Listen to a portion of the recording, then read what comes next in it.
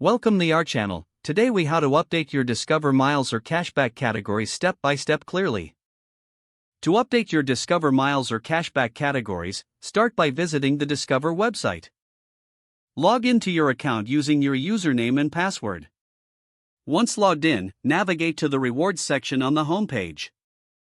Look for the option labeled Activate Cashback Categories. Click on this option to view the available categories for the current quarter. Review the categories available to ensure they align with your spending habits. Select the categories you wish to activate for miles or cashback. After making your selections, confirm your choices by clicking the Activate button. You will receive a confirmation message indicating that your categories have been successfully updated. Take note of the expiration date for these categories to ensure you activate them again next quarter. If you need help, use the customer service feature for any questions regarding your account or categories. Once you have completed these steps, log out of your account for your security. You are now ready to enjoy your updated Discover Miles or Cashback benefits. If the page does not load, refresh the browser or try again in a private or incognito window.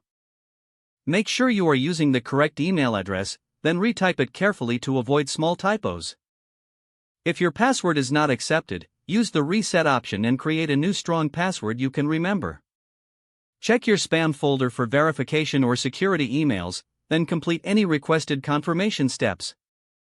Enable two-factor authentication if available to improve account security and reduce unauthorized access risk.